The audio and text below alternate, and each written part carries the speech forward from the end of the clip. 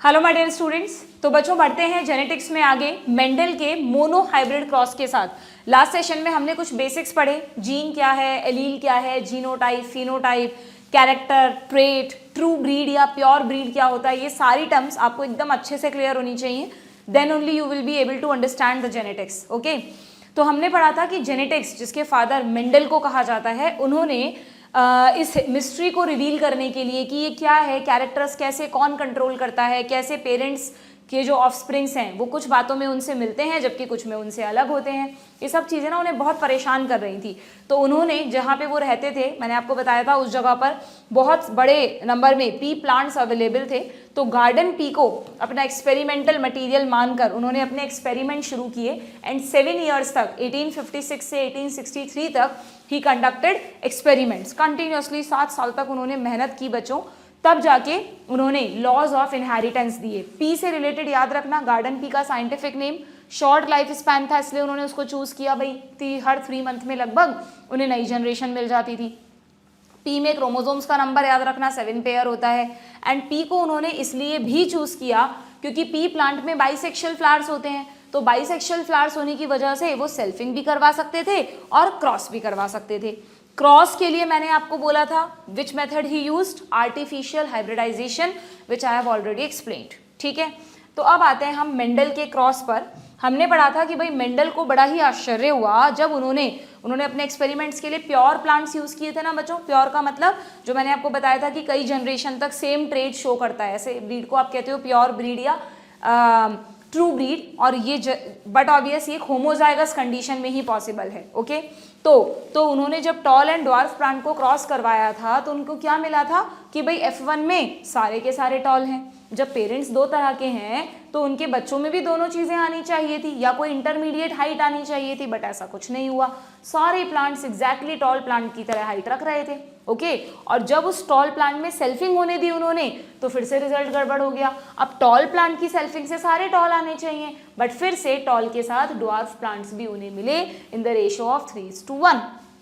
तो उन्होंने कहा कि यार ये कैसे हो रहा है, तो उन्होंने अपनी मैथमेटिक्स स्टैटिस्टिक्स सब कुछ लगाया इसमें और इसका एक मैथमेटिकल रिप्रेजेंटेशन हम लोगों को दिया, समझाया कि भाई ये तब पॉसिबल है जब किसी भी एक कैरेक्टर को कंट्रोल करने के लिए यहाँ पर पेयर हो।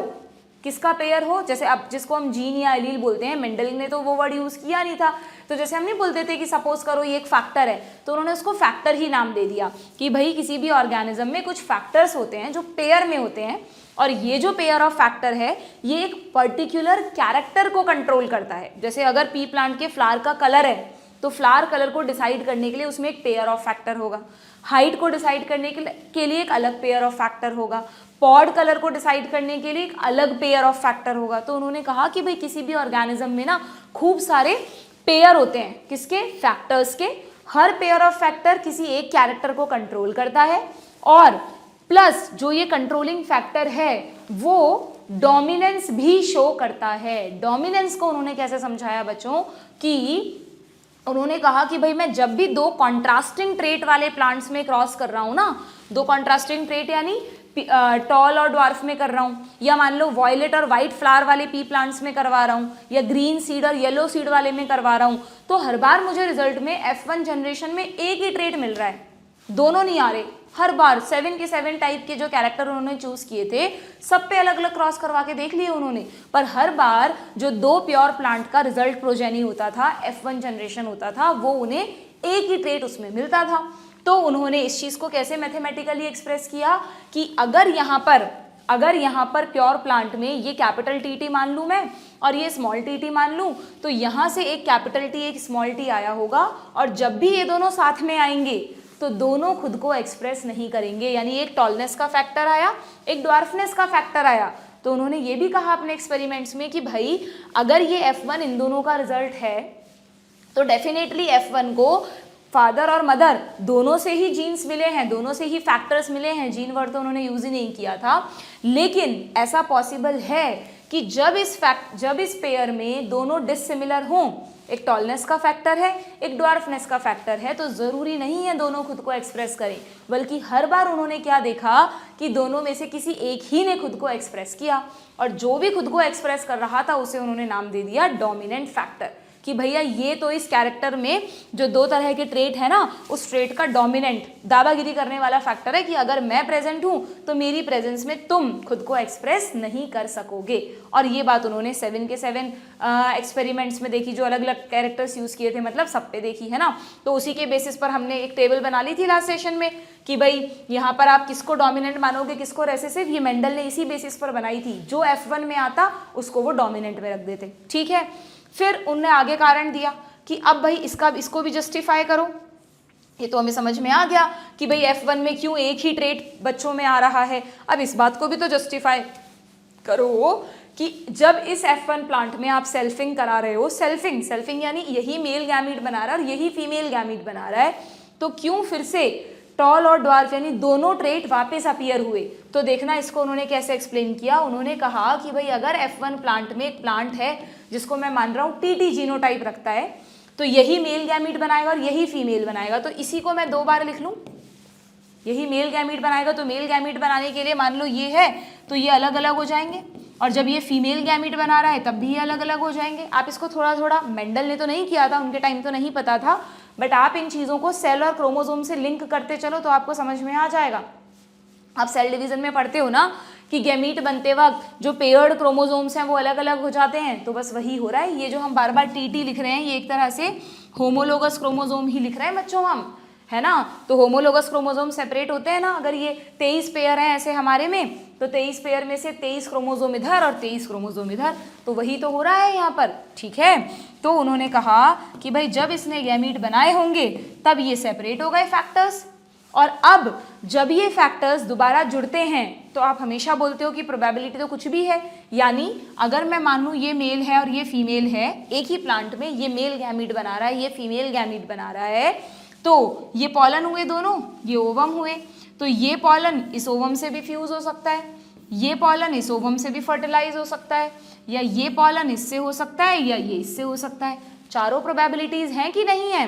तो अगर यहाँ पर चारों प्रोबेबिलिटीज हैं, इसको थोड़ा इधर ले लेते हैं, अगर यहाँ पर चारों प्रोबेबिलिटीज है तो रिजल्ट देखना जरा, यहाँ आएगा कैपिटल TT, यहाँ आएगा कैपिटल T स्मॉल t, इन दोनों के मिलने से again capital T small t, और अगर ये दोनों मिल गए, अगर ये वाला पॉलन इस वाले ओवम से मिल गया ना, तो मेंडल की मैथमेटिक्स, मेंडल की स्टैटिस्टिक्स कहती है कि स्मॉल t कॉम्बिनेशन भी आ सकता है। तो बिल्कुल उनको तो बड़ा एकदम सटीक रिजल्ट मिल गया, अपनी जो उनके यहाँ पे प्रैक्टिकली जो रिजल्ट आ रहा था वो थ्योरेटिकली भी प्रूफ हो गया कि भाई अगर TT साथ में है तो उनने इसको टॉलनेस का फैक्टर माना था। इस केस में वो कह ही रहे हैं कि अगर एक टॉलनेस एक ड्वार्फनेस का फैक्टर साथ में है तो भी प्लांट टॉल ही होगा, लेकिन क्योंकि ऐसी भी पॉसिबिलिटी है कि दोनों स्मॉल ड्वार्फनेस के फैक्टर अगर मिल गए तो जब टॉलनेस का फैक्टर ही नहीं है तो प्लांट टॉल कहाँ से होगा, तो यहाँ पर प्लांट वापस ड्वार्फ हो सकता है। बिल्कुल ऐसा ही था। तो उन्होंने कहा कि भाई हर 4 में से, मेरी गणित ये कहती है कि हर 4 में से अगर आप F1 में सेल्फिंग करा रहे हो तो हर 4 पॉसिबिलिटीज में से 3 टॉल और 1 ड्वार्फ प्लांट होगा, और यही उनको रिजल्ट भी मिल रहा था। तो जो भी उनके प्रैक्टिकल रिजल्ट्स थे वो उनकी स्टैटिस्टिक्स से मैच कर गए, और उनको ये समझ में आ गया कि भाई हमारी बॉडी में किसी भी लिविंग ऑर्गेनिज्म में कैरेक्टर्स का कंट्रोल कुछ इस तरह से होता है। पेयर ऑफ फैक्टर होता है, हर कैरेक्टर के लिए अलग अलग पेयर ऑफ फैक्टर होता है। जब भी कभी पेरेंट्स गैमीट्स बनाते हैं तो गैमीट्स में वो पेयर ऑफ फैक्टर सेग्रीगेट हो जाता है। यहाँ पर आप इसको इस तरह भी बता सकते हो बच्चों, आप इसको अगर इसको सेपरेट करके भी देखोगे ना तो आप कैसे भी लिखो, अगर इसमें सेपरेट भी होता तो कैपिटल TT ही सेपरेट होता, यहाँ भी यही होता। तो आप चाहे इसको इससे मिला लो, चाहे आप इसको इससे मिला लो, इसको मिला लो, किसी को भी मिला लो, हमेशा रिजल्ट यही आता। इसलिए यहाँ पर रिजल्ट सेम आ रहा था। पर जब डिसिमिलर हेट्रोजाइगस पेयर हो गया, इस कंडीशन को बोलते हैं होमोजाइगस, इसको होमोजाइगस। पर जैसे ही F1 में हेट्रोजाइगस कंडीशन आई, यानी अब पेरेंट खुद हेट्रोजाइगस है, तो एक हेट्रोजाइगस पेरेंट जब गैमीट बनाता है तो 2 तरह के गैमीट बनाएगा, ये भी और ये भी, और जब इनके कॉम्बिनेशंस आप देखोगे तो आपको अलग अलग कंडीशंस मिलेंगी। तो सारी बातें एकदम क्रिस्टल क्लियर हो गई मेंडल को। बस ये एक अनफॉर्चुनेट बात रही कि उस समय अगर ये पता होता कि सेल में क्रोमोसोम्स होते हैं, धागों जैसे स्ट्रक्चर पेयर्ड होते हैं, वो सेपरेट होते हैं, आधे आधे हो जाते हैं, तो तुरंत लिंक हो जाता कि ये जो जिस फैक्टर की बात कर रहे हैं वो फैक्टर क्रोमोसोम के ऊपर ही है और उसको जीन ही कहते हैं, पर वो उस समय लिंक नहीं हो पाया था। क्लियर है क्या? तो ये जो मैंने आपको ये मैथमेटिकल प्रेजेंटेशन बताया ना ड्रॉ करके, ये आप ज़रूर से मैंने यहाँ पर ऑलरेडी एकदम साइंटिफिक तरह से ड्रॉ करा हुआ है। जो बच्चे बोर्ड्स की प्रिपरेशन कर रहे हैं उनको बोर्ड में भी आ सकता है क्वेश्चन, मोनोहाइब्रिड क्रॉस ड्रॉ करके बताओ, और या फिर आपको कैलकुलेशंस कैसे करनी है, हमेशा यही मेथड यूज़ करना। बहुत इस तरह के अलग अलग क्वेश्चन आते हैं, हम आगे करेंगे कि अगर एक पेरेंट ये है दूसरा ये है तो बताओ उनके प्रोजेनी में क्या होगा। तो बस जो आपको कंडीशन दी है वो लिख लो, गैमीट बना दो, हर तरह के गैमीट को हर दूसरे गैमीट से फ्यूज कर दो, इनको आपस में मत फ्यूज कर देना, ये तो मेल मेल मान रहे हो ना तुम, मेल मेल गैमीट थोड़े ना फ्यूजन होगा, ठीक है। और सारी पॉसिबिलिटीज देख लो। अगर क्वेश्चन में F1 F2 कुछ नहीं बोला तो मतलब आपको बस पेरेंट्स से प्रोजेनी देखना है। अगर क्वेश्चन में F1 F2 बोला है तो फिर आपको F2 तक जाना है, ठीक है। ये सेल्फिंग हो गई, इसी को एक ही प्लांट को सेल्फिंग करें तो उसी को हमने 2 बार लिख लिया क्योंकि हमें मेल और फीमेल गैमीट बनाना है ना, और ये हमारे फाइनल रिजल्ट हो गए। तो बहुत सिंपल सा क्वेश्चन पूछा जाता है, what is the genotypic ratio in Mendel's monohybrid cross. तो जीनोटिपिक, अच्छा अब इसको भी समझ लो, चलो फिनोटाइपिक रेशियो और जीनोटाइपिक रेशियो क्या होता है। फिनोटाइपिक रेशियो का मतलब आपको कितने तरह के फिनोटाइप्स मिल रहे हैं। तो अगर हम देखें तो मेंडल को अपनी F2 जनरेशन में चाहे से 4 तरह के प्लांट हम यहाँ पे लिख रहे हैं 1 2 3 4, बट इन चारों में 2 ही तो फिनोटाइप है बच्चों, या तो प्लांट टॉल है या तो प्लांट ड्वार्फ है। तो फिनोटाइपिक रेशियो क्या हुआ 3:1। और अगर मैं तुमसे पूछूं, ध्यान से देखो और मुझे बताओ कितने तरह के जीनोटाइप्स हैं, कितने नहीं कितने तरह के, हाउ मेनी टाइप्स। तो ये होमोजाइगस डोमिनेंट, ये होमोजाइगस रेसेसिव, और इन दोनों का जीनोटाइप सेम है ना, ये है हेट्रोजाइगस। हेट्रोजाइगस में आपको डोमिनेंट रेसेसिव नहीं बोलना, हेट्रोजाइगस का मतलब डिसिमिलर पेयर, ठीक है। तो हेट्रोजाइगस, तो 1 2 3 जीनोटाइप्स कितने तरह के हैं, 3 तरह के। किस रेशो में है, 1:2:1 के रेशो में, ठीक है। तो फिनोटाइपिक रेशो क्या हो जाएगा यहाँ पर 3:1, और जीनोटाइपिक रेशो क्या हो जाएगा 1:2:1। क्लियर। तो बस ये पूरी मेंडल के मोनोहाइब्रिड क्रॉस की कहानी थी। किसी पे भी पूछ लें आपसे, violet, white, green, yellow, wrinkled, round, किसी पे भी, सब पे सेम रिजल्ट्स थे, है ना। लेकिन एनसीईआरटी में ये जो टॉपिक है उसको बहुत मतलब 2-3 पेज लंबी थ्योरी में समझाया है बच्चों, है ना। तो क्योंकि हम एनसीईआरटी को लाइन बाय लाइन पढ़ रहे हैं तो एक बार पढ़ लेते हैं। यहाँ पर ऐसा कोई भी पॉइंट नहीं है जो आपको अलग से कोई क्वेश्चन फ्रेम हो सके, पर मैं आपको एक बार बता देती हूँ यहाँ क्या लिखा है। तो आपकी बुक में हेडिंग है इनहेरिटेंस ऑफ वन जीन, उसमें एक सब हेडिंग डाल दो monohybrid cross. Let us take the example of one such hybridization experiment carried out by Mendel where he crossed tall and dwarf pea plant to study the inheritance. ठीक है, क्या किया था उन्होंने, जैसा मैंने आपको बताया, he collected the seeds produced as a result of this cross. पहले उन्होंने इन दोनों में क्रॉस करवाया, इनके सीड्स को लिया, उनको उगाया, तो उससे उनको फर्स्ट हाइब्रिड जनरेशन मिली जिसको उन्होंने नाम दिया फर्स्ट फिलियल जनरेशन। ये F1 तो सबको याद रहता है बच्चों, बट डू रिमेंबर F यहाँ फिलियल को बताता है, first filial generation. Mendel observed that all the F1 progeny, वही सेम जो हमने देखा, वर toll like one of its parent, none were dwarf. He made similar observation for the other pair. ना सिर्फ टॉल और ड्वार्फ में जितने भी 7 characters थे सब में यही रिजल्ट उनको मिले कि जो F1 प्रोजेनी होता वो किसी एक पेरेंट जैसा होता, ठीक है, and that the trait of other parent was not seen in them. So फिर मेंडल ने आगे इस क्रॉस में जो टॉल F1 उनको मिले थे उनको सेल्फ पॉलिनेट होने दिया, है ना, and to his surprise found that in the F2 generation some of the offspring were dwarf again, the character which was not seen in the F1 generation। जबकि F1 में कोई dwarf था ही नहीं, फिर भी F2 में फिर से dwarf आ गए। तो द प्रपोर्शन, और ये प्रपोर्शन क्या था, ये था dwarf का 1/4 एंड जो टॉल थे वो थे 3/4। The tall and dwarf trait were identical to their parent. ये यहाँ पे कह रहा है आपको कि टॉल और ड्वार्फ में ऐसा नहीं है, हाइट के बहुत वेरिएशन थे कि पेरेंट में टॉल की कुछ और हाइट है और प्रोजेनी में टॉल की कुछ और हाइट है। जो टॉल पेरेंट की हाइट थी वही टॉल प्रोजेनी की हाइट, जो ड्वार्फ पेरेंट की हाइट है वही ड्वार्फ प्रोजेनी की हाइट। तो उन्होंने यहाँ पर एक और इम्पॉर्टेंट चीज क्लैरिफाई की थी बच्चों, यहाँ पे लिखा है identical and did not show any blending, that is all the offspring were either tall or dwarf, none were of in between height. आपके एनसीईआरटी में नहीं पढ़ा रखा, लेकिन मेंडल से पहले भी कुछ, भाई ऐसा तो नहीं है मेंडल ही वो पहले साइंटिस्ट थे जिन्होंने जेनेटिक्स को जानने की कोशिश की, प्री मेंडेलियन जेनेटिक्स भी है, उसमें भी कॉन्सेप्ट आते रहते थे, अलग अलग थ्योरीज आती रहती थी। तो प्री मेंडेलियन जेनेटिक्स में ना ब्लेंडिंग की बहुत बात होती थी, साइंटिस्ट को लगता था कि कुछ है, फैक्टर्स हैं जिनकी ब्लेंडिंग हो जाती है, तो उन्होंने इस चीज़ को एकदम क्लियर कर दिया कि नहीं भाई यहाँ कोई ब्लेंडिंग जैसा कुछ नहीं होता। आप समझ रहे हो, जैसे ब्लेंडिंग का मतलब होता है मिक्सचर, कि अगर कोई कह रहा है कि जब आपने यहाँ पर क्रॉस करवाया इसका, तो आप कह रहे हो कैपिटल टी स्मॉल टी मिल गए, तो हम तो इसको कहेंगे भैया ब्लेंडिंग हो गई, यहाँ पर एलील्स की, यहाँ पर फैक्टर्स की ब्लेंडिंग हो गई। तो उन्होंने कहा इसको ब्लेंडिंग नहीं कहते, सिर्फ वो दोनों एक दूसरे के आमने सामने प्रेजेंट हैं, ऐसा नहीं है। ब्लेंडिंग का मतलब कि जैसे मान लो मैंने दो अलग अलग फ्रूट लिए, दोनों का जूस निकालकर मिक्स जूस बना दिया, तो वो तो इस तरह मिक्स हो गया कि मैं अब दोनों को अलग अलग नहीं कर सकती। पर उन्होंने कहा यहाँ ऐसा नहीं हुआ, अगर यहाँ ब्लेंडिंग जैसा कुछ हो जाता कि कैपिटल टी स्मॉल टी मिल जाते और उनका एक थर्ड फॉर्म बन जाता, तो आगे कभी भी आपको स्मॉल टी दोबारा नहीं मिलता, जो थर्ड फॉर्म बनी ना वही आगे तक आनी चाहिए थी। तो उन्होंने ये क्लियर किया कि इस कॉम्बिनेशन को blending of alleles, blending of factor नहीं कहते, यहाँ पर किसी तरह की कोई ब्लेंडिंग नहीं हुई है, दोनों इंडिविजुअलिटी रखते हैं अपनी अपनी। पर हाँ, दोनों में से एक, अगर किसी एक प्लांट में अगर दो प्रेजेंट हैं, तो इस बात पे ज़रूर डिपेंड करेगा कि दोनों रेसेसिव हैं या दोनों डोमिनेंट है या एक डोमिनेंट एक रेसेसिव है। पर कहीं भी ऐसा नहीं है कि कैपिटल टी ने स्मॉल टी का एग्जिस्टेंस ही खत्म कर दिया। अगर ऐसा होता तो हमें F2 में दोबारा ड्वार्फ प्लांट नहीं मिलने चाहिए थे, पर वो मिले हैं। ये प्रूफ करता है कि कभी भी इन फैक्टर्स की ब्लेंडिंग नहीं होती है। दिस इज अ की पॉइंट, आप उस पर स्टार बना लेना, ठीक है।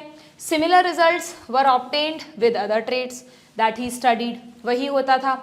Only one of the parental trait was expressed in F1 generation, while F2 stage में दोनों ट्रेट मिल जाते थे, किस रेशो में, 3:1 के रेशो में। The contrasting trait did not show, दोबारा आया है, did not show any blending at either F1 और F2। इसको ब्लेंडिंग ऑफ एलील्स बिल्कुल नहीं कहेंगे, ये बात मेंडल ने क्लियर कर दी, ठीक है। Then based on these observations Mendel proposed that देखो उन्होंने क्या लिखा है, Mendel proposed that something was being stably passed down. उनका भी कुछ चीज तो है जो पेरेंट से ऑफस्प्रिंग में स्टेबली जा रही है, कि जाएगी डेफिनेटली वो चीज, है ना, अनचेंज्ड, बिना कोई चेंज के, फ्रॉम पेरेंट टू ऑफस्प्रिंग। कैसे जा रही है, थ्रू द गैमीट्स, ये भी उनको पता चल गया था, भाई गैमीट बन रहे हैं तो पेरेंट से वो चीज़ गैमीट में जा रही है, और जब गैमीट का फ्यूजन हो रहा है तो जाइगोट के थ्रू अगली जनरेशन में जा रही है, ओवर सक्सेसिव जनरेशन। तो उन्होंने कहा पर ये चीज़ क्या है, मुझे तो समझ में नहीं आ रहा, तो उन्होंने उस चीज़ को नाम दे दिया factor. He called these things as factor, and now बाद में क्लियर हुआ था, तो we called this thing as gene, ठीक है। So what is gene? Gene is the unit of inheritance, gene is the unit of inheritance, है ना। They contain the information, gene के पास वो इंफॉर्मेशन होती है जिससे that is required to express a particular trait, जो आपको नेक्स्ट चैप्टर में समझ में आएगा कि जब भी डीएनए पर कोई जीन को कुछ बनाना होता है तो वो पहले आरएनए बनाता है, फिर आरएनए से प्रोटीन बनती है, उसी को कहते हैं एक्सप्रेशन ऑफ अ जीन। कि अगर मान लो हमारे पास हीमोग्लोबिन है, तो कहाँ से आया वो हीमोग्लोबिन, हमारी सेल के डीएनए में कोई हीमोग्लोबिन की इंफॉर्मेशन रखने वाला जीन है, जब भी उसे हीमोग्लोबिन बनाना है तो वो एक आरएनए बनाता है, आरएनए से हीमोग्लोबिन एक प्रोटीन बनती है, हीमोग्लोबिन भी एक प्रोटीन है। इसीलिए हम कहते हैं हमारी बॉडी के ज़्यादातर केमिकल जैसे हार्मोन्स हैं या एंटीबॉडीज़ हैं या एंजाइम्स हैं, ये सब प्रोटीन हैं, क्योंकि इस जेनेटिक फ्लो में जनरली डीएनए से आरएनए और आरएनए से प्रोटीन बनता है, ठीक है। आप धीरे धीरे जब जेनेटिक्स को जान जाओगे तो इजीली कोरिलेट कर पाओगे, okay. In an organism, genes which code for a pair of contrasting trait are known as allele. Mendel ने दोनों को मिलाकर भी फैक्टर कहा था, दोनों को अलग अलग भी फैक्टर कहा था, पर हम दोनों को मिलाकर जीन कहते हैं और individually capital T small T को एलील्स कहते हैं। ठीक है, तो gene which code for a pair of contrasting trait are known as allele. तो एलील एक ही जीन की दो फॉर्म्स हैं सिंपली, और कुछ नहीं है। ठीक है, they are slightly different form of the same gene. Clear? कई बार बच्चों को लगता है मैम हम बड़े कंफ्यूज हैं जीन और एलील में, तो कोई फर्क नहीं है बच्चों। अगर हम ऐसा कह रहे हैं तो ये एक एलील, ये दूसरा एलील, और दोनों मिलकर एक जीन। हो सकता है दोनों एलील एक जैसे हों तो भी दोनों मिलकर एक जीन, है ना, कोई भी कंडीशन हो सकती है। अगर इंडिविजुअली देख रही हूँ मैं इसको तो ये एक एलील है, ये दूसरा एलील है। पेयर ऑफ एलील को मिलाकर क्या कह दोगे तुम? जीन कह दोगे। ठीक है, देन इफ वी यूज, अब मेंडल ने इस चीज़ को जो मैथमेटिकली समझाया उसको भी एनसीईआरटी ने यहाँ पे पूरा थ्योरी में दिया है। मुझे नहीं लगता है इसको पूरा पढ़ने की जरूरत है। इसमें लिखा है कि भाई सिंपली अल्फाबेटिक सिंबल यूज किए गए, कैपिटल टी स्मॉल टी, ठीक है, और जब ये इस तरह के तीन कॉम्बिनेशंस बने तो मेंडल ने क्या बोला? मेंडल ने बोला कि भाई propose that in a true breeding tall or dwarf variety the alleles are identical. तो अगर कभी भी दोनों एलील आइडेंटिकल हों तो उस कंडीशन को कहते हैं होमोजाइगस। और अगर ये भी हो सकता है, ये भी हो सकता है, दोनों होमोजाइगस हैं बच्चों, capital T T small T T, लेकिन अगर एक कैपिटल एक स्मॉल है तो उस कंडीशन को कहेंगे हेटेरोजाइगस। What then? अब यहाँ पे आपसे पूछा भी है कि भाई इस केस में क्या फिनोटाइप होगा, तो वो सब हम पढ़ चुके हैं। आपको पता है कि अगर ये है तो प्लांट टॉल होगा, ये है तो प्लांट ड्वार्फ होगा, और अगर इस तरह का पेयर हो जाता है तो मेंडल के अकॉर्डिंग ये प्लांट भी एक टॉल प्लांट होगा। जो डोमिनेंट है, जो दादागिरी जमा रहा है, उसकी प्रेजेंस में दूसरा अपने आप को एक्सप्रेस नहीं कर पाएगा। हालांकि ध्यान रखना, मेंडल के टाइम के बाद जब दूसरे और रिसर्च हुई जेनेटिक्स पर तो बहुत से केसेस में ऐसा भी मिला जहां पर दोनों ही खुद को एक्सप्रेस नहीं कर पा रहे, इनकम्प्लीट डोमिनेंस, या दोनों एक्सप्रेस कर रहे हैं, कैपिटल टी भी एक्सप्रेस कर रहा है, स्मॉल टी भी कर रहा है, तो को डोमिनेंस। पी प्लांट में ऐसा कहीं नहीं है। पी प्लांट तो लॉ ऑफ डोमिनेंस को फॉलो करता है। मोस्ट ऑफ द जो जीन्स हैं दुनिया में लिविंग ऑर्गेनिजम्स के, they follow law of dominance, but कुछ एक्सेप्शंस हैं लॉ ऑफ डोमिनेंस के जो हम पढ़ेंगे, जैसे कि इनकम्प्लीट डोमिनेंस, को डोमिनेंस वगैरह। ठीक है, देन आगे क्या लिखा है? As Mendel found the phenotype of F1 heterozygote, heterozygous बोला है देखो इसको, to be exactly like this, he proposed that in a pair of dissimilar factor one dominate the other, इसको डोमिनेंट कहेंगे, इसको रेसेसिव कहेंगे। यहाँ पर कैपिटल टी स्मॉल टी को डोमिनेट कर रहा है। He observed identical behaviour for all other characters that he studied, सब जगह सेम पैटर्न मिला। कैपिटल आर को डोमिनेट करेगा स्मॉल आर को, कैपिटल जी डोमिनेट करेगा स्मॉल जी को, एक्सियल फ्लावर्स डोमिनेट करेंगे अपाइकल टर्मिनल फ्लावर्स को, है ना, सब में सेम मिल रहा था उनको। वॉयलेट फ्लावर्स हैं तो वो डोमिनेट कर रहे थे वाइट फ्लावर्स को, इन्फ्लेटेड पॉड है वो डोमिनेट कर रही थी कॉन्स्ट्रिक्टेड पॉड को। क्लियर? It is convenient. फिर उन्होंने ये सिंबल बता दिया कि उन्होंने कहा कि अगर आप है ना टॉलनेस के लिए लेते हो टी और ड्वार्फनेस के लिए लेते हो डी, तो जब हम इसके क्रॉस बनाएंगे तो हम टी डी में कंफ्यूज जाएंगे। तो ज़्यादा अच्छा है कि आप डॉर्फनेस के लिए डी मत लो, बल्कि आप स्मॉल टी ही ले लो। तो वो अंडरस्टूड है कि ये टॉलनेस के लिए है, एक डोमिनेंट एक रेसेसिव, वही चीज़ यहाँ पर लिखकर बताइए, इसको पढ़ने की ज़रूरत नहीं है। ठीक है, और हाँ एक बड़ी इंपॉर्टेंट चीज़ लिखी है बच्चों कि हम इस क्रॉस को मोनोहाइब्रिड क्रॉस क्यों कहते हैं, क्योंकि F1 में जो उनको रिजल्ट मिले थे उसमें देखना ज़रा, F1 के रिजल्ट में ये एक मतलब ये एक पेयर हो गया ना जो हेट्रोजाइगस है, हाइब्रिड, हेट्रोजाइगस को हाइब्रिड भी कह सकते हो आप। तो क्योंकि यहाँ पर एक कैरेक्टर हाइब्रिड है इसलिए इसको उन्होंने नाम दे दिया मोनो हाइब्रिड। ठीक है, तो यहाँ लिखी है ये बात एनसीईआरटी में, आप हाईलाइट कर लेना कि since the TT plant is heterozygous for gene controlling one character, एक कैरेक्टर को कंट्रोल करने वाला, इसलिए उन्होंने इसको नाम दिया मोनोहाइब्रिड प्लांट।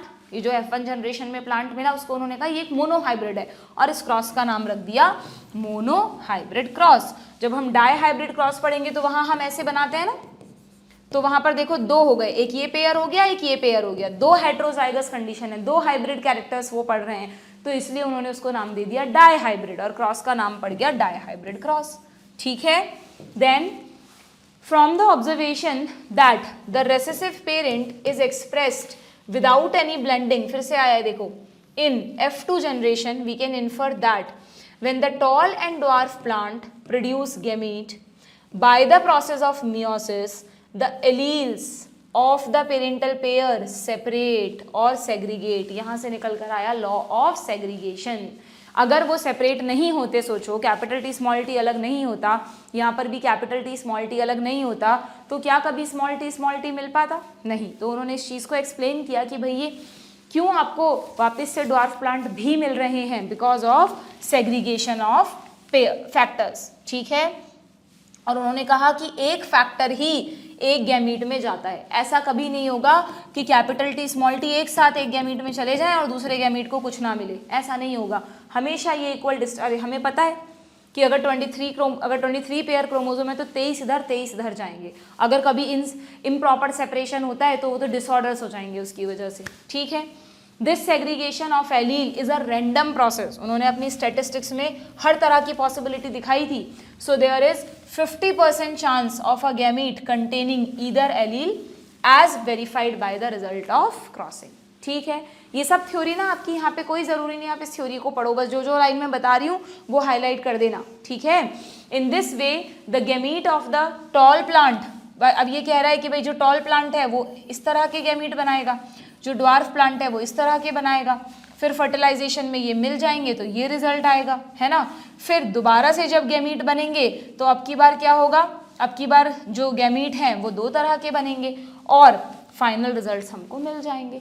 तो यहाँ तो हमको सिंपली मेंडल के मेथड से समझ में आ रहा है बच्चों, बट कई बार ऐसा क्वेश्चन आ जाता है कि है ना, या चलो अभी जब हम डाई हाइब्रिड क्रॉस देखेंगे तो वहाँ तुम देखोगे कि ये है F1 जनरेशन का रिजल्ट, है ना, और ये भी 4 तरह के गैमीट बनाएगा और फीमेल में भी 4 तरह के गैमीट बनेंगे. तो 4 × 4 16 कॉम्बिनेशन. तो तुम कहाँ लाइनें जोड़ जोड़ के 16 कॉम्बिनेशंस दिखाओगे. तो मेंडल, हालांकि मेंडल ने तो दिखाया था पर उसको दुनिया को समझाना थोड़ा मुश्किल था. तो मेंडल के क्रॉस को सिंप्लीफाई करने के लिए एक साइंटिस्ट थे, ब्रिटिश साइंटिस्ट थे, जेनेटिसिस्ट थे, वो हाईलाइट करना. अभी रिसेंटली इन पे क्वेश्चन आया था इनके नाम पर. कभी कभार ऐसे पूछ लेता है एनटीए, उसमें ये पूछ लिया कि आरसी पुनेट, इनमें से आरसी पुनेट के लिए क्या था. तो एक ऑप्शन था ब्रिटिश जेनेटिसिस्ट, मतलब आपको उनकी कंट्री याद रखनी थी कि वो कौन सी कंट्री से बिलोंग करते हैं ना. कोई लॉजिक नहीं है ऐसे क्वेश्चंस का, बट एनटीए है, पूछ लिया तो पूछ लिया. ओके. सो तो इसको मेंडल के मेथड को थोड़ा सिंप्लीफाइड बनाने के लिए ब्रिटिश जेनेटिसिस्ट थे R.C. पुनेट, रेजिनाल्ड सी पुनेट, उन्होंने एक मेथड डेवलप किया जिसको हम बोलते हैं पुनेट स्क्वायर मेथड. कैसे डिफाइन किया है इसको देखना. It is a graphical representation to calculate the probability of all possible genotypes of the offsprings in a genetic cross. Simply जैसे अभी हमने मेंडल का क्रॉस बनाया ना, ये भी वही कर रहे हैं अपने मेथड में. बस ये कह रहे हैं कि अगर ये टॉल प्लांट है, हम ऐसे बना रहे थे ना गैमीट, ये ड्वार्फ है, ये ऐसे बना रहा है, तो उसको उन्होंने एक स्क्वायर बना के, आप इसको डायमंड भी बना सकते हो या आप इसको ऐसे भी बना सकते हो, ऐसे सिंपली स्क्वायर. तो ये दोनों गैमीट मान लो मैं यहाँ लिख दूँ और ये दोनों गैमीट मैं यहाँ लिख दूँ, तो आपको रिजल्ट बताना है. अगर ये दोनों मिले, अगर ये इससे मिला, अगर ये इससे मिला और अगर ये इससे मिला, तो देखो वही रिजल्ट आ रहा है. बस लिखने का पैटर्न बदल दिया. तो इन्होंने पुनेट स्क्वायर मेथड दिया अपना, है ना. इससे और भी आसान हो गया. अब ये कह रहे हैं सब एक जैसे हैं तो आप टीटी प्लांट की सेल्फिंग करा दो भाई. तो ये भी 2 तरह के गैमीट बनाएगा, ये भी 2 तरह के बनाएगा. अब आप इन कॉम्बिनेशंस को स्क्वायर में लिख लो तो रिजल्ट सब सेम आएगा. कोई इन्होंने अपना कोई कॉन्सेप्ट नहीं बदल दिया, सिर्फ मेंडल के मेथड को सिंप्लीफाई कर दिया in the form of Punnett square method. ठीक है. तो बस आपको जस्ट ये चीज़ ध्यान रखनी है और इसमें कुछ भी इंपॉर्टेंट नहीं है. इसको डिफाइन कर दिया है यहाँ पे कि पॉसिबल गैमीट्स को दोनों साइड पे लिख लिया जाता है और फिर उनके कॉम्बिनेशन को स्क्वायर्स में रिप्रेजेंट कर देते हैं. ठीक है. देन इसके बाद लिखा है the Punnett square shows the, वही same result, parental and tall and dwarf gamete बने. ठीक है. बार बार इसी चीज़ को लिख रहे हैं बच्चों, इसको मैं दोबारा नहीं पढ़ रही हूँ. The F1 plant of the genotype self pollinated, फिर उसमें 2 तरह के गैमीट बने.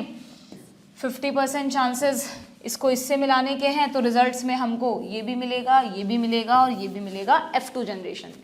ठीक है. बार बार एक ही चीज़ को इतना ये मैं तो कहती हूँ जब एनसीईआरटी में रिवाइज होती है ना एनसीईआरटी, तो इस तरह की चीज़ों को थोड़ा सा समराइज कर देना चाहिए, हटा देना चाहिए, अननेसेसरी उसी चीज़ को बार बार लिखा जा रहा है। ठीक है, आपको कहाँ कोई जेनेटिसिस्ट बनना है, हमको तो नीट की क्रैक करने जितनी जेनेटिक्स की नॉलेज चाहिए। मेडिकल में नहीं आता जेनेटिक्स कहीं भी दोबारा, है ना। जेनेटिक्स तो बस बीएससी एमएससी के लिए पढ़ना पड़ता है अगर कोई करता है तो, वरना मेडिकल में इससे रिलेटेड कुछ भी नहीं आएगा, है ना। मज़े होगा, सुन के बड़ा आराम मिल रहा है। चलो, तो from the Punnett square it is easily seen that, वही वापस से वही रिजल्ट बता रहे हैं कि पुनेट स्क्वायर में भी आपको सेम रिजल्ट मिलेगा, है ना। Externally it is not possible to distinguish. हाँ, अब यहाँ पर एक बात आपको बोली है, बड़ी इंपॉर्टेंट बात है समझना, कि अगर हम बाहर से दिख रहे हैं हमको कि भाई तीन प्लांट टॉल है, एक ड्वार्फ है, तो बाहर से मुझको क्या पता कि ये होमोजाइगस टॉल है और ये दोनों हेट्रोजाइगस टॉल है। बाहर से थोड़ी ना दिख रहा है, हमें तो फिनोटाइप दिख रहा है और ब्लेंडिंग भी नहीं हुई है। जितनी हाइट इसकी है उतनी इन दोनों की है। सबसे अच्छी बात, ऐसा नहीं कि इसके पास 2 कैपिटल टी है तो ये ज़्यादा लंबा हो, इनके पास एक ही कैपिटल टी है, थोड़े कम लंबे हो, सेम टॉलनेस बिल्कुल, है ना। तो बाहर से तो हमको सिर्फ फिनोटाइप दिख रहा है, तो जीनोटाइप किसका क्या है वो तो हमें तभी पता चलेगा जब हम इस तरह की मैथमेटिकल कैलकुलेशन करेंगे। तो यहाँ पर लिखा हुआ है कि externally it is not possible, externally it is not possible to distinguish with plant with the genotype TT and TT. Hence within the genotypic pair only one character is expressed. It is said to dominate over the other. It is thus due to this dominance of one character ये सारे results हमको मिले। वही बात दोबारा लिख दी है, ठीक है। उसको थोड़ा सा मैथमेटिकल फॉर्म में दिखा दिया है कि अगर ये जो रेशो आया ना हमारा 1:2:1 कि हर 4 प्लांट में से एक टॉल है, 2 प्लांट क्या है टॉल हैं बट कौन से वाले हेट्रोजाइगस, और एक ड्वार्फ है, तो अगर उसको देखें तो ये अगेन थोड़ी ज़्यादा जिसको मैथ्स बहुत अच्छी आती है, अपने बायो में इतनी मैथ्स पढ़ते नहीं है, तुम फिजिक्स में थोड़ी बहुत पढ़ते होंगे, तो बाइनोमियल एक्सप्रेशन बनेगा ax + by का होल स्क्वायर। और अगर जब हम उसको खोलेंगे सॉल्व करेंगे तो वही रिजल्ट्स आएंगे जो आ रहा था। तो मतलब मेंडल ने कई तरह से स्टैटिस्टिक्स लगाकर, मैथमेटिक्स लगाकर जो प्रैक्टिकल रिजल्ट्स उन्हें मिल रहे थे उस बात को थ्योरेटिकली भी प्रूफ किया। ठीक है, क्लियर। ये इक्वेशन है फाइनल इक्वेशन कि अगर आप इसको ओपन करोगे, एक्सपांड करोगे तो वही रिजल्ट आएगा मैथमेटिकली भी जो प्रैक्टिकली आ रहा था। ओके, नाउ तो यहाँ पर बच्चों मेंडल के मोनोहाइब्रिड क्रॉस की कहानी हो जाती है खत्म। ओके, इस क्रॉस के बेसिस पर उन्होंने जो 2 लॉ दिए, लॉ ऑफ डोमिनेंस और लॉ ऑफ सेग्रीगेशन, वो अभी हम पढ़ेंगे। बट अभी हम अगर कंटिन्यूएशन में देखें तो एनसीईआरटी में इसके कंटिन्यूएशन में ना अगेन कोई हेडिंग नहीं अलग से, बस जस्ट इस मैथमेटिकल इक्वेशन के नीचे ये लिखा हुआ है, तो यहाँ पर आप ऊपर हेडिंग डाल दो टेस्ट क्रॉस। ठीक है, मेंडल ने ही, जब मेंडल को ये कंफ्यूजन हुआ ना अभी हम जिसकी बात कर रहे थे कि हम कैसे पता लगाएं कि जो हमें टॉल दिख रहा है वो होमोजाइगस टॉल है या हेट्रोजाइगस टॉल है ना। भाई ड्वार्फ में है क्या ये कंफ्यूजन बच्चों? जो प्लांट ड्वार्फ है वो तो बट ऑब्वियस स्मॉल टी है, क्योंकि कैपिटल टी स्मॉल टी में तो ड्वार्फ हो नहीं सकता। तो जो ड्वार्फ है वो तो पता है वो होमोजाइगस ही होगा, लेकिन जो डोमिनेंट है, जो टॉल है, वॉयलेट फ्लावर रखता है या इन्फ्लेटेड पॉड है या सीड कलर में हम ग्रीन खाते हैं वो रेसेसिव है, येलो सीड रखता है, पॉड कलर में ग्रीन पॉड है, तो फिर कैसे पता लगाएं कि वो होमोजाइगस है या हेट्रोजाइगस है? मेंडल के दिमाग में भी क्वेश्चन उठा। तो मेंडल ने इस चीज को सॉल्व करने के लिए एक मेथड दिया जिसको कहते हैं टेस्ट क्रॉस। मेंडल ने इनोवेट किया था इस मेथड को। क्या लिखा है इसमें देखना कि Mendel self pollinated the F2 plants. सोचो उन्होंने F2 प्लांट्स में भी एक बार सेल्फिंग करवाई थी। हम F2 तक ही पढ़ते हैं हम तो, पर उन्होंने F2 में भी सेल्फिंग करवाई थी एंड फाउंड दैट जब उन्होंने भाई F2 में उनको 2 तरह के प्लांट्स मिल रहे हैं ना बच्चों। अगर हम F2 की बात करें तो उनको टॉल और ड्वार्फ 1:3:1 के रेशो में मिल रहे हैं। अब उन्होंने ना टॉल प्लांट्स में भी सेल्फिंग होने दी थी और ड्वार्फ में भी सेल्फिंग होने दी थी। जब ड्वार्फ में सेल्फिंग होने दी तो बट ऑब्वियस क्योंकि ड्वार्फ होमोजाइगस है तो जितने भी उसके प्रोजेनी होंगे और कितनी भी जनरेशन तक कराते रहो सारे स्मॉल टी होंगे, सारे ड्वार्फ ही होंगे। लेकिन जब टॉल की सेल्फिंग हुई तो डिपेंड करता है कि टॉल कैपिटल टी है या कैपिटल टी स्मॉल टी है। सोचो अगर कैपिटल टी वाले टॉल हैं तो वो तो टॉल ही टॉल प्लांट प्रोड्यूस करते रहेंगे, प्योर ब्रीड। लेकिन अगर ये वाले हैं तो टॉल एंड ड्वार्फ दोनों तरह के प्लांट प्रोड्यूस करेंगे, यस और नो। तो इसमें लिखा है कि dwarf F2 plants continue to generate dwarf plant in F3 F4 generation. F3 में भी ड्वार्फ, F4 में भी ड्वार्फ, ड्वार्फ ही ड्वार्फ मिल रहे हैं, है ना। He concluded that the genotype of dwarf was homozygous। ये तो उनको समझ में आ गया भाई, ये तो अभी भी प्योर की तरह ही जीनोटाइप रखता है। What do you think he would have got when he pollinated a tall F2 plant? तो यहाँ पर दोनों पॉसिबिलिटीज हैं सेल्फिंग के बाद कि टॉल भी मिल सकते हैं और अगेन टॉल ड्वार्फ भी मिल सकते हैं। तो from the preceding paragraph it is clear that though the genotypic ratio can be calculated using mathematical probability by simply looking at the phenotype of a dominant trait, it is not possible to know the genotypic composition। बाहर से देखकर आप नहीं कह सकते कि जो plant आपको लंबा दिख रहा है उसका जीनोटाइप कैपिटल टी है या कैपिटल टी स्मॉल टी है। उसके लिए तो आपको कुछ ना कुछ मेथड निकालना पड़ेगा। तो weather a tall plant from F1 और F2, चाहे आप F1 का टॉल उठा लो, चाहे मैथमेटिकली तो आप कह दोगे कि अगर आपने इन दोनों को क्रॉस कराया शुरू में तो F1 ये मिले तो सारे F1 हाइब्रिड हैं, है ना। और जब सेल्फिंग कराई F2 में तो दोनों तरह का मिले, पर इसकी हाइट इन सब की हाइट तो सेम ही है। तो आप कैसे बताओगे कि जो F1 या F2 का जो टॉल प्लांट है बिना मैथमेटिक्स जाने आप कैसे बता सकते हो उस टॉल प्लांट को देखकर कि वो ये है या ये है, बिना ये मैथमेटिक्स देखे नहीं बता सकते ना। तो therefore to determine the genotype, तो मेंडल ने कहा मेरे पास एक मेथड है कि अगर आप प्रोबेबिलिटी करना नहीं जानते, मैथमेटिक्स करना नहीं जानते, आप तो बोल रहे हो हमें तो प्रैक्टिकली प्रूफ करके बता दो कि ये होमोजाइगस है या हेट्रोजाइगस है, तो मेरे पास एक मेथड है। क्या करें? To determine the genotype of a tall plant at F2, Mendel crossed the tall plant with a dwarf plant. उन्होंने कहा सबसे आसान मेथड है, सेल्फिंग वेल्फिंग छोड़ो, आप तो क्या करो, ये जो अननोन है ना, जो टॉल है, टॉल वाला ही अननोन है, ड्वार्फ वाला तो जीनोटाइप पता है आपको। ये जो अननोन जीनोटाइप वाला प्लांट है, ये टॉल है, इसका क्रॉस एक ड्वार्फ के साथ करा दो और रिजल्ट देख लो, उससे तुम्हें पता चल जाएगा कि क्या है। देखो समझना कैसे, मैं तुम्हें जस्ट बताती हूँ कि अगर हम कह रहे हैं कि हमारे पास एक टॉल प्लांट है, हमें नहीं पता कि वो कैपिटल टी है या कैपिटल टी स्मॉल टी है, नहीं पता ना हमको, और हम कह रहे हैं हमें कोई मैथमेटिक्स नहीं लगानी, हमें तो प्रैक्टिकली प्रूफ करके दिखाओ। तो मेंडल ने कहा एक काम करो, तुम इस टॉल प्लांट का क्रॉस एक ड्वार्फ के साथ करा दो, क्योंकि हमें पता है ड्वार्फ का तो डेफिनेटली यही होगा। तो अगर ये वाला जीनोटाइप है तो यहाँ तो गैमीट बनेंगे स्मॉल टी, यहाँ बनेंगे कैपिटल टी, और जब आप इनको मिलाओगे तो इन दोनों का कॉम्बिनेशन, तो अगर आपको बनाना नहीं है मैथमेटिकली, वो तो बता रहे हैं वो बनाकर कि अगर आप जब सिंपली क्रॉस करा लो आप, तो अगर आपको उनके प्रोजेनी में सारे टॉल मिले ना, तो समझ जाओ कि जो अननोन जीनोटाइप है वो होमोजाइगस है। Unknown genotype is homozygous. आप लॉजिकली सोचना जरा, अगर मैं कह रही हूं कि इस पेरेंट के पास दोनों कैपिटल टी है, तो डेफिनेटली हर बच्चे में एक कैपिटल टी तो गया ही होगा, और अगर हर बच्चे में एक कैपिटल टी गया होगा तो वो बच्चा ड्वार्फ हो ही नहीं सकता, है ना। यानी अगर हर बच्चा टॉल है, अगर हर प्रोजेनिटी प्लांट टॉल है, तो वो तभी टॉल है जब उसके पास डेफिनेटली एक कैपिटल टी आया है। यहाँ से तो कैपिटल टी आया नहीं, यहीं से आया है, और हमेशा ही यहाँ से कैपिटल टी आया है, तो मतलब यहाँ स्मॉल टी है ही नहीं, ये हेट्रोजाइगस प्लांट हो ही नहीं सकता, ये होमोजाइगस प्लांट है। और अगर दूसरी कंडीशन भी देख लेते हैं, अगर ये अननोन वाला हेट्रोजाइगस होता और हम इसका क्रॉस ड्वार्फ के साथ कराते, तो देखना क्या रिजल्ट्स आते। ये जब गैमीट बनाता तो दो तरह के गैमीट बनाता, ये तो एक ही तरह के बनाता। तो देखो जरा, ये दोनों मिलेंगे तो ये दोनों मिलेंगे तो स्मॉल टी, ये दोनों मिलेंगे तो स्मॉल टी, यानी आपको अगर रिजल्ट में टॉल एंड ड्वार्फ दोनों तरह के प्लांट मिल रहे हैं, वो भी 1:1 के रेशो में, ठीक है।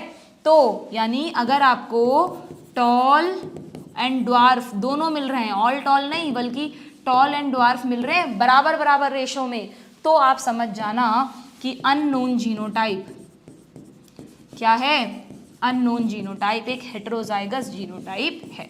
कितना आसान कर दिया ना उन्होंने इतनी मुश्किल प्रॉब्लम को। कितने इंटेलिजेंट होंगे मेंडल, सोचो तुम। हमें तो सब कुछ पता है इसलिए हम कोरिलेट कर पा रहे हैं, वो तो सब सोच के करते थे, ये सब इतना आसान थोड़ी ना था उनके लिए, ठीक है।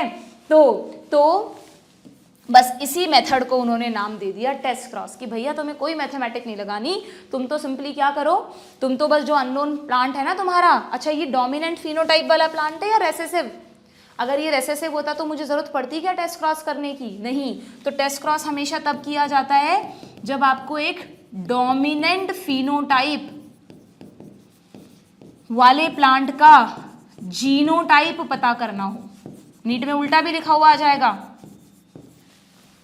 उल्टा कैसे पॉसिबल है, मैं कहूं कि डोमिनेंट जीनोटाइप वाले प्लांट का फिनोटाइप पता करो, जब जीनोटाइप ही पता है तो फिनोटाइप तो वैसे ही बता दो।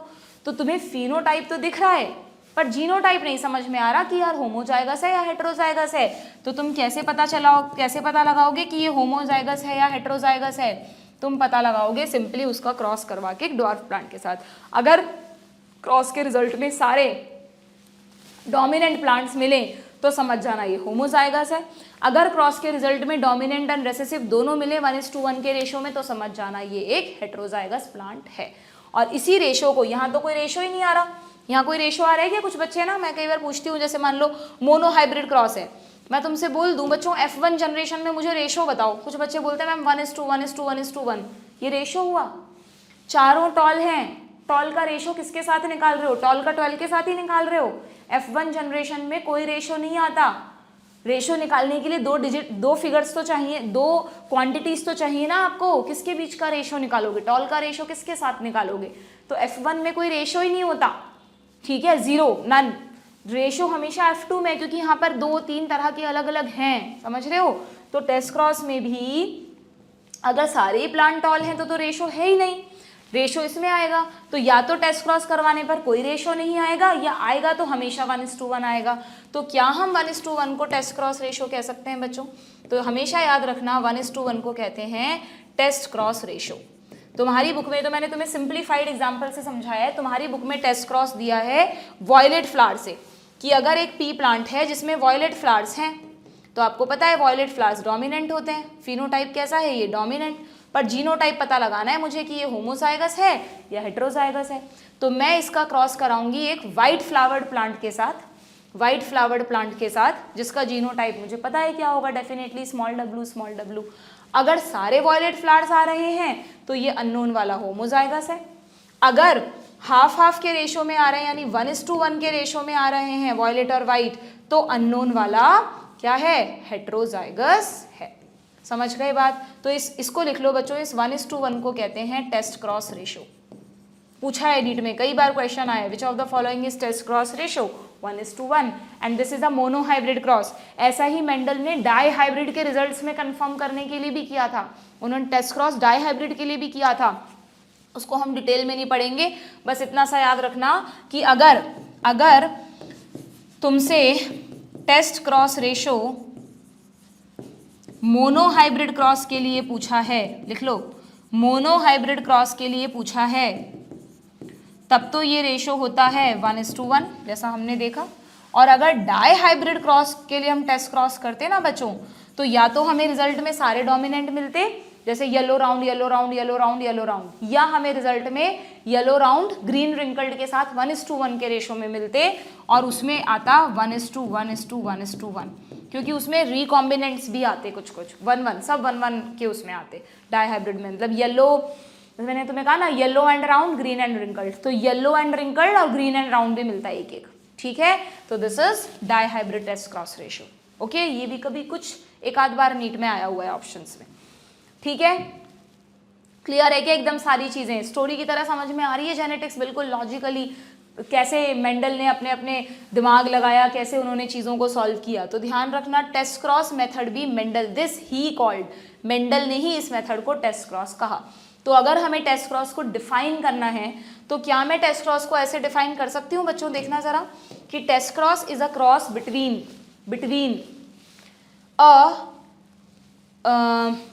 an organism with dominant phenotype, with recessive। अब यहाँ पर जनरली क्योंकि मेंडल के पास रेसेसिव कहाँ अवेलेबल थे, जैसे मान लो उन्हें F1 में जो टॉल प्लांट था उसका पता लगाना है, तो रेसेसिव प्लांट कहाँ थे, उनके पास पेरेंट्स में ही थे रेसेसिव, वहाँ F1 में तो मिला नहीं था कोई रेसेसिव, तो उन्होंने डेफिनेशन में लिख दिया था रेसेसिव पेरेंट, कि भाई cross between F1 hybrid and recessive parent. तो ये एक डेफिनेशन ही बन गई टेस्ट क्रॉस की कि F1 हाइब्रिड का क्रॉस एक रेसेसिव पेरेंट के साथ कराना। बट कोई जरूरी नहीं है F1 का ही कराओ, आप F2 का भी करा सकते हो। F2 में जो भी डोमिनेंट फिनोटाइप है उसका करवा रहे हो एक रेसेसिव प्लांट के साथ। अब वो आप पेरेंटल जनरेशन से उठाओ, कहीं से भी उठा लो, ठीक है, पर वो एक स्टैंडर्ड डेफिनेशन बन गई। तो ध्यान रखना कि कई बार आता है टेस्ट क्रॉस को डिफाइन कैसे कर देते हैं, टेस्ट क्रॉस को डिफाइन कर देते हैं F1 हाइब्रिड का क्रॉस करवाते हैं रेसेसिव पेरेंट के साथ। पर तुम्हें समझ में आना चाहिए कि कोई जरूरी नहीं है F1 का ही करवाएं, F2 का भी करवा सकते हैं। तो यानी मैं ऐसा भी कह सकती हूँ कि test cross is the cross between dominant phenotype, a plant with dominant phenotype with recessive phenotype. कह सकती हूँ क्या मैं ऐसा भी? इसका जीनोटाइप अननोन है, इसका हमें ऑलरेडी पता है, ठीक है, क्लियर। तो यहाँ क्या लिखा है, कैसे डिफाइन किया है देखना, in a typical test cross an organism showing a dominant phenotype, जिसका जीनोटाइप पता करना है, whose genotype is to be determined, is crossed with the recessive parent instead of self crossing। Mendel ने कहा कि भाई ड्वार्फ का तो मैं सेल्फ क्रॉस से कंफर्म कर दूंगा, लेकिन जो डोमिनेंट वाला है उसमें सेल्फ क्रॉस से काम नहीं चल रहा, उसमें तो मुझे उसका क्रॉस करवाना पड़ रहा है एक रेसेसिव पेरेंट के साथ, ठीक है। The progenies of such a cross can easily be analyzed to predict the genotype. Figure shows the results of typical test cross where it is dominant over this. Using Punnett square, try to find out the nature of offspring of a test cross. What ratio did you get? देखो question पूछ के छोड़ दिया NCERT ने, तो 1:1. Using the genotype of this cross, can you give a general definition for a test cross? तो yes, जो हमने यहाँ पर बना दी। मेंडल ने तो इस तरह से डिफाइन कर दिया था, आप उसको ऐसा भी कह सकते हो, the cross between an organism with dominant phenotype whose genotype is to be determined with, इस ऑर्गेनिज्म का क्रॉस किससे करवाना है, with an organism with recessive trait. Simple, an organism with recessive trait, ठीक है, क्लियर। तो किसी भी तरह से अब क्वेश्चन आ जाए, मुझे नहीं लगता टेस्ट क्रॉस का क्वेश्चन गलत होगा। बोर्ड्स में भी कई बार टेस्ट क्रॉस का डायग्राम बनाने के लिए आ जाता है, तो जो बच्चे बोर्ड्स की भी तैयारी कर रहे हैं वो इसको खुद से बना के प्रैक्टिस कर लेना। नीट वाले अब उससे फ्री हैं, जो सिर्फ नीट देंगे उनको ऐसे क्रॉस क्रॉस तो बनाना नहीं है, बस हाँ एग्जाम में आएगा तो फटाफट करके देखना है, ठीक है, क्लियर। सो फाइनल कंक्लूड करते हैं इसको। Based on his observations on monohybrid crosses, Mendel proposed 2 general rules to consolidate his understanding of inheritance in monohybrid cross। ये भी पूछा गया एक बार कि मेंडल के ये जो 2 लॉ थे, law of dominance and law of segregation, ये किस पर बेस्ड थे, तो ये मोनोहाइब्रिड क्रॉस पर बेस्ड थे। जो आप थर्ड पढ़ोगे ना, लॉ ऑफ इंडिपेंडेंट असॉर्टमेंट, जो सेकंड सेट है रूल्स का, ये फर्स्ट सेट कहलाता है रूल्स का, तो वो किस पर बेस्ड है, वो बेस्ड होगा डाईहाइब्रिड क्रॉस पर। बच्चों देखेंगे हम इंडिपेंडेंट असॉर्टमेंट क्या है, अभी तो आपको टर्म ही समझ नहीं आएगी जिनने नहीं पढ़ रखा, ओके। तो इन रूल्स को first law and second law, law of segregation कहा जाता है। लॉ ऑफ डोमिनेंस मैंने तुम्हें समझा दिया, इसमें उन्होंने 3 बातें कही मेंडल ने, कहीं भी जीन वर्ड यूज मत करो क्योंकि मेंडल ने जीन वर्ड यूज नहीं किया था। मेंडल ने कहा कि भाई characters are controlled by discrete, discrete का मतलब इंडिविजुअल यूनिट्स जिनकी एक दूसरे में ब्लेंडिंग नहीं होती, डिस्क्रीट यूनिट्स कॉल्ड फैक्टर। दूसरी बात उन्होंने कही कि भाई मेरे अकॉर्डिंग तो ये फैक्टर हमेशा पेयर में होता है, क्योंकि वो डिप्लॉयड ऑर्गेनिजम्स को स्टडी कर रहे थे। अगर हैप्लॉयड ऑर्गेनिज्म को भी स्टडी किया होता तो शायद पता नहीं वो कंक्लूड ही नहीं कर पाते, बट वी नो कि अगर हम एक हैप्लॉयड ऑर्गेनिज्म की बात करें तो जीन एक अकेले एलील की फॉर्म में भी सफिशिएंट है ना। पर क्योंकि मेंडल डिप्लॉयड की बात कर रहे हैं तो आपको ये ध्यान रखना है, factor occur in pair, in a dissimilar pair of factor, dissimilar एक कैपिटल एक small, one member dominate over the other. जो डोमिनेट करेगा उसे कहोगे डोमिनेंट फैक्टर, जो दब जाएगा उसे कहोगे recessive factor. The law of dominance, इस पर भी बेस्ड क्वेश्चन आया हुआ है नीट में कि लॉ ऑफ डोमिनेंस किस किस बात को एक्सप्लेन करता है। बच्चों तो ध्यान देना, लॉ ऑफ डोमिनेंस 2 बातों को एक्सप्लेन करता है। पहला, क्यों F1 प्रोजेनी में सारे के सारे टॉल थे या सारे के सारे वॉयलेट थे, क्यों F1 प्रोजेनी एक ही पेरेंट जैसे थे, because of law of dominance. और दूसरी बात, क्यों F2 प्रोजेनी में 3:1 का रेशो मिला, कि 3 टॉल के साथ एक ड्वार्फ क्यों मिला, क्योंकि मैथमेटिक्स कहती है कि कैपिटल टी स्मॉल टी वाले में तो टॉल आएगा और स्मॉल टी वाले में ही सिर्फ ड्वार्फ आएगा। तो ये दो बातें एक्सप्लेन करता है. First, expression of only one of the parental character in a cross in F1 generation, and second, expression of both characters in F2 in the ratio of 3:1. तो ये दो बातों को एक्सप्लेन करता है, F1 जनरेशन को भी एक्सप्लेन करता है और F2 को भी करता है. तो फिर लॉ ऑफ सेग्रीगेशन क्या एक्सप्लेन करता है? लॉ ऑफ सेग्रीगेशन ये एक्सप्लेन करता है कि F2 जनरेशन में वापस ड्वार्फ क्यों मिले. F1 तो क्या एक्सप्लेन कर रहा है कि 3:1 के रेशो में ही क्यों मिले, और F2 क्या एक्सप्लेन कर रहा है कि ड्वार्फ मिले क्यों आए वापस ड्वार्फ, है ना. दोनों बातों में फर्क है. एक तो मैं आपको कह रही हूँ कि ड्वार्फ वापस आए F2 में, एक कह रही हूँ कि वो 3:1 के रेशो में आए. तो 3:1 का रेशो तो लॉ ऑफ डोमिनेंस एक्सप्लेन करता है, और लॉ ऑफ सेग्रीगेशन क्या कहता है, it is based on the fact. ये इस फैक्ट पर बेस है कि यहाँ पर उन्होंने अपनी लैंग्वेज में समझाया, इसलिए हमने एलील लिख दिया, मेंडल ने फैक्टर लिखा था, that alleles do not show any blending. इसको हाईलाइट कर दो तुम, बार बार आ रहा है ये point. Alleles do not show any blending. अगर स्मॉल टी और कैपिटल टी में स्मॉल टी का एग्जिस्टेंस ही खत्म हो जाता, ब्लेंडिंग हो जाती उसकी, तो फिर जैसे कि मतलब वही ना कि मैंने दो फ्रूट्स को मिलाकर जूस बना दिया, तो तुम्हें क्या पता किसका मिक्स जूस है ये, है ना. तो and that both the characters are recovered as such in the F2 generation, कि ब्लेंडिंग नहीं होती है और दोनों कैरेक्टर्स को आप रिकवर कर सकते हो F2 जनरेशन में. दो, हालांकि इनमें से एक F1 में नहीं दिखा था पर वो F2 में आया है दोबारा. दो the parent contain 2 alleles during gamete formation. इसका मेन स्टेटमेंट क्या है, द फैक्टर्स और alleles of a pair segregate from each other such that a gamete receive only one of the allele. क्या मतलब है बच्चों इसका, कि मेंडल ने कहा कि अगर ये एक, हम कह रहे हैं पेरेंट है, ये गैमीट बना रहा है, चाहे कोई भी कंडीशन में बना रहा हो, तो ये जो पेयर ऑफ फैक्टर है, ये दोनों फैक्टर एक दूसरे से अलग हो जाते हैं. और इस तरह अलग होते हैं कि एक गैमीट को कोई एक ही फैक्टर मिलता है. ऐसा कभी नहीं होता कि ये दोनों इधर आ जाए और यहाँ कुछ ना आए, ऐसा नहीं होता. हमेशा ये जो सेपरेशन है ये बिल्कुल इसी तरह से होता है.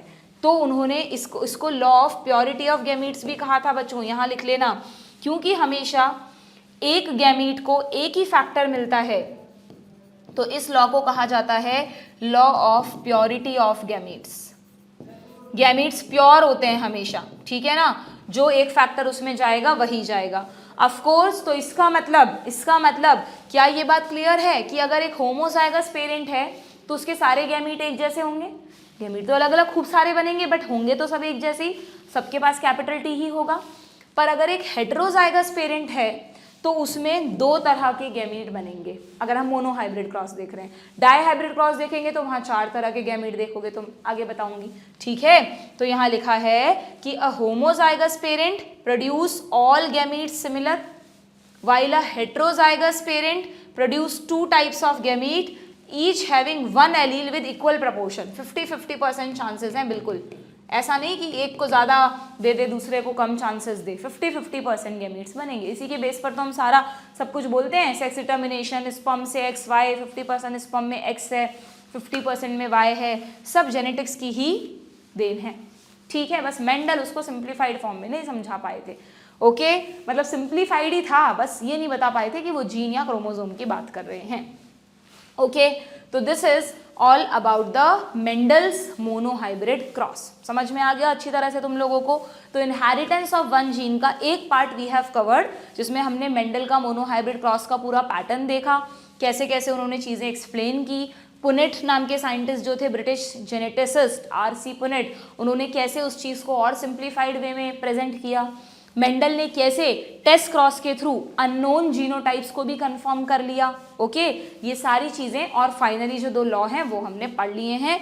नेक्स्ट सेशन में इसी इनहेरिटेंस ऑफ वन जीन में हम जो एक्सेप्शंस है ना लॉ ऑफ डोमिनेंस के, अच्छा एक बात और बता देती हूँ, ये जो दो लॉ हैं बच्चों, उनमें से इसको यूनिवर्सल लॉ कहा जाता है. इसका कोई एक्सेप्शन नहीं है, ये हमेशा एप्लीकेबल है कि नहीं. हमेशा एलील गैमीट बनते वक्त एलील वो सेपरेट होंगे ही होंगे.